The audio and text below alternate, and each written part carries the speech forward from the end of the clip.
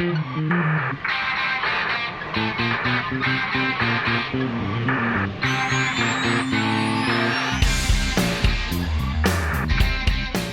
friends. Welcome back to Love Wrestling. Spencer Love here. I'm super excited to get to interview another one of the Pacific Northwest's finest.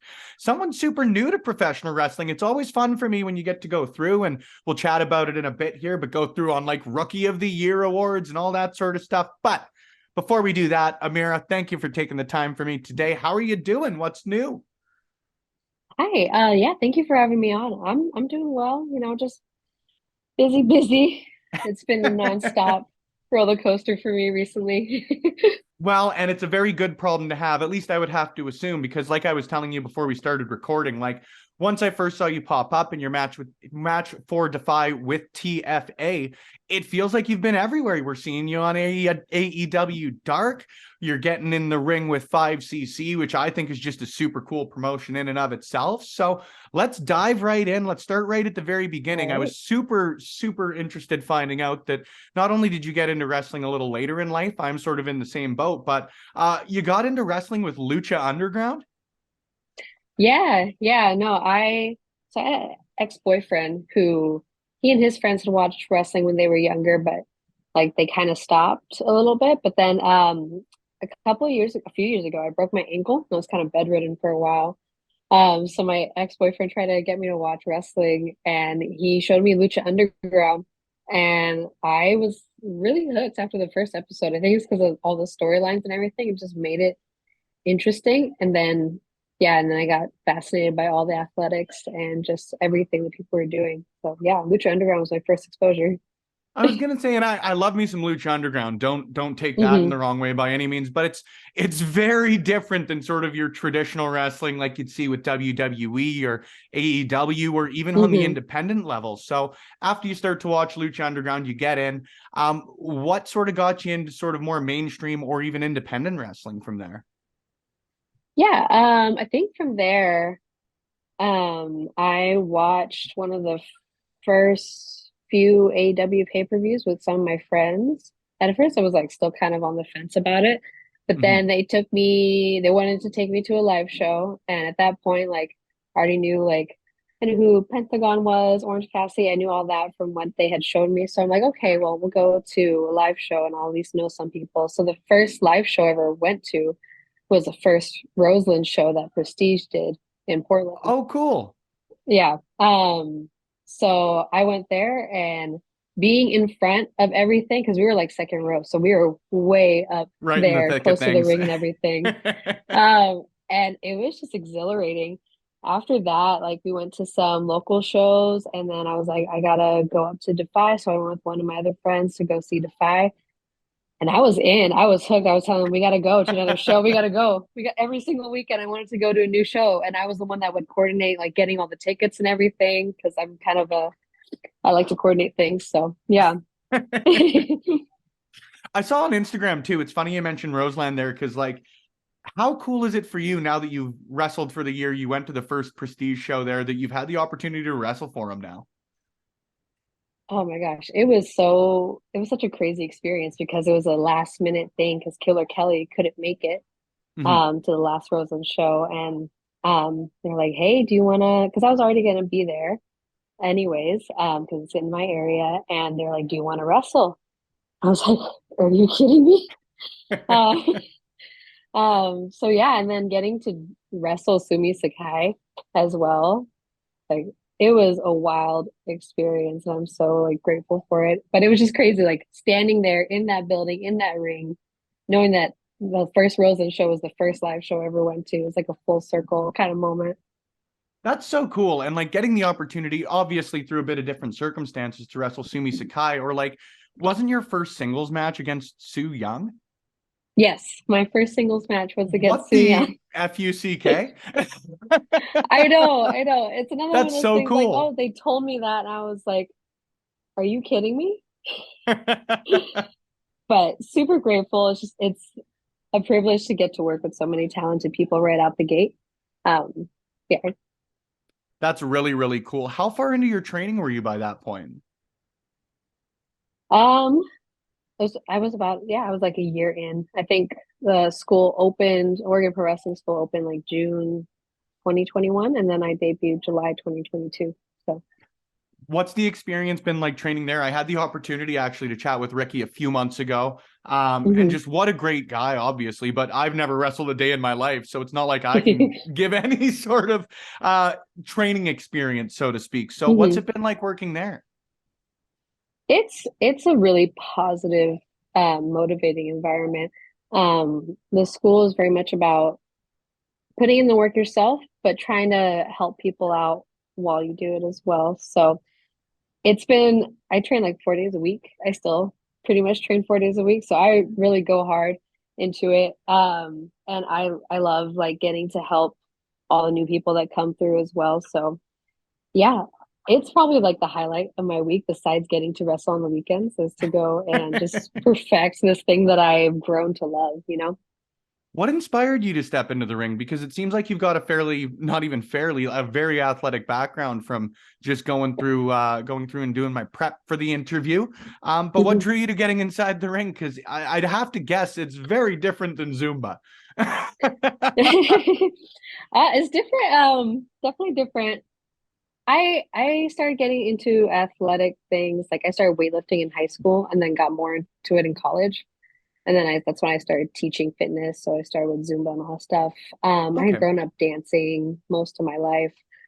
I think it just got to the point where I was doing all this working out, getting super athletic, and I'm like, okay, I need something to do with all this. So for a while, it was rock climbing. Oh, Um, rad. yeah, so I would do that really regularly with all my friends. But then I broke my ankle doing that. Um, yeah, so that kind of put me out for the like 3 months. I was not able to use my leg at all. Um, but then after that, with the wrestling, when I was watching, when I went to the live shows, I don't know what came over me, but I looked at it, I'm like, I could do that. And I had grown up like doing musical theater most of my life as well. So not only is it athletics, but it's also kind of dancing and musical theater as well. If you think about it, it kind of marries the two. Absolutely. I've always said like wrestling is this weird acrobatic live improv sport, whatever. Like you can throw any Yeah. word on it and it fits into some sort of box, right? Yeah. Exactly. And I mean, part of the reason I got into fitness initially is because I genuinely enjoy making people happy. And like Zumba gave me a level of confidence that I really didn't like expect to get from it, because I had like a lot of like body issues and stuff like that. But once I got into Zumba, it really helped me get through that stuff. So when I got into Zumba, my goal was to help people get through that themselves. And now with like wrestling, I love making people happy. This is another venue to make people happy. So it's been great. Yeah. That's really, really awesome. I'm going to jump ahead a bit. Well, I'm going to jump around throughout the whole thing, to be quite honest with you, but it's pretty cool to me. You know, you're a year in, you're the 2022 DOA Rookie of the Year. Does that mean a little bit extra to you? Or when you get like, I know a lot of people in professional wrestling, just given what wrestling is, have varying opinions on awards and that sort of thing. But what's it mean to you to earn something like that in your first year? Yeah. Definitely means quite a bit, just because so much happened within my year of training before I debuted, just like in my personal life and just with wrestling, just the amount of hours and work. And, sometimes you're like, I don't know if any of this is going to pay off. I don't know why I'm doing this, sort of, because it gets hard. It definitely gets hard. Um, but being able to know that I'm starting to do what I set out to do, which is be a great wrestler, but also get people to enjoy what I'm doing, because the only way I get an award like that is if people acknowledge and see what I'm doing. Yeah. Um, so yeah, just getting to be the DOA Rookie of the Year, it's very meaningful because it's like I am on the right track. I'm doing what I set out to do. So it's kind of a motivator for me. You're coming up at a pretty cool time for the Pacific Northwest as far as wrestling goes. Obviously, everybody looks to Defy, but you look at Oregon, you look at Prestige, you hmm look at NEW and the promotions out in British Columbia. What do you think is making the Pacific Northwest really start to stand out in a way that it maybe hasn't over the history of pro wrestling? hmm Um, yeah, I know, like, based on what people have told me, there was kind of a lull in the area for a bit. But something that a lot of times people will come in, travel into Oregon to wrestle, a lot of things that set us apart is the fan base. Just Hmm. how they're so into and invested in what's going on in front of them. And they're wild. Like all the fans are so nice. They're so energetic when you're on a show. And I Yeah. think that's part of the reason that we're standing out a little bit more is just how well our crowds react and how well our crowds support all of us. And I think just the people who are lasting and staying in wrestling are building that network that's a lot more supportive than it probably was in the past. Hmm. Now, when you talk about crowds, obviously I have to ask you about your experiences with DEFY Wrestling. That was how I first got to know your work. Obviously, shout out to Taryn from Mm-hmm. Accounting. Take me through your experience there, and of course, selfishly, tell me about your match with TFA.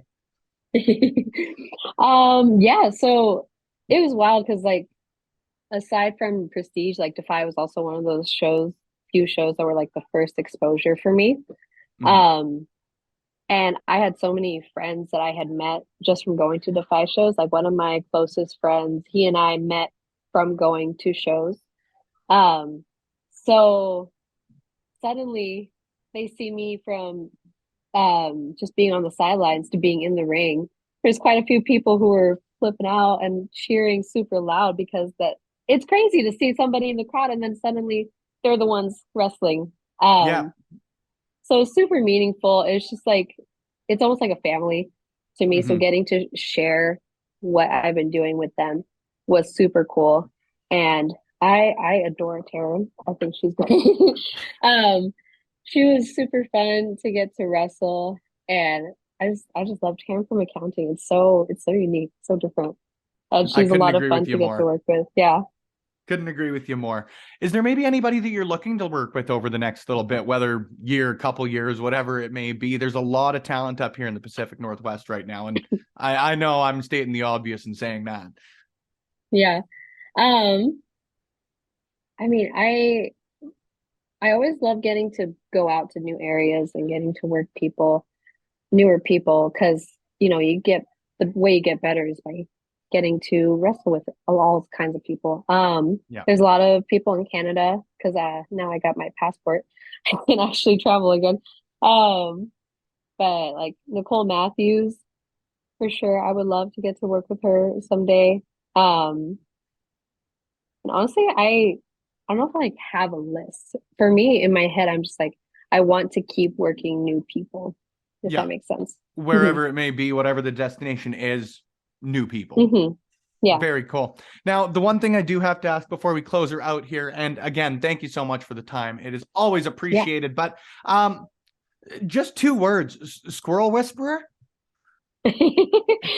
Um, yeah, so I have a quite a love for what I call the forbidden cats of nature, which is raccoons, squirrels, possums. They kind of maybe not maybe not the cleanest Yeah, not the traditional rodents, but cat, so to speak. yeah, so they're the forbidden cats. But when I was in college, I there was a lot of squirrels at this one park I would go to. And so I would do a little clicking noise, and I would just all of the squirrels would swarm me. And they would just hang out with me. And so that was kind of my thing. I would always tell people, hey, look what I can do. And I would just click and all the squirrels would just come running up. So yeah. Some people cut bottles of champagne with a knife. You can call squirrels. Yeah, this is my hidden talent. It ain't a bad hidden talent by any means, and I think it's a wonderful way to close it out. Amira, again, thank you so much for the time today. If people want to Yeah. see you wrestle, if people want to keep track of you online or support in any way they can, pro wrestling tees, anything in between, where can they find you? Yeah, so I am on Instagram at Amira is Squirrel, like the animal. And then I am on Twitter at Amira is Wrestler. There is another Amira in the UK. We discovered that recently. So just make sure you get that is in between Amira and Wrestler, and you'll get the right one. And yeah, I have a pro wrestling tees store. It's pretty easy to find me on there. Um, and you can find me on Facebook as well. If you look for Amira, I come up pretty easily. You're good to go, and you'll get all those links in the little description bio, whatever they call it on the YouTube machine. I'm not good with tech. I just like talking to people, and I really enjoyed talking to you today. Thanks once again for the time, and friends, thank you once again for tuning into an interview here on Love Wrestling. If you want to support us, head anywhere podcasts are played, videos are viewed, or awesome content is created by awesome people at Love Wrestling CA. For Amira, I've been Spencer Love. Thanks once again. We'll catch you on the next one.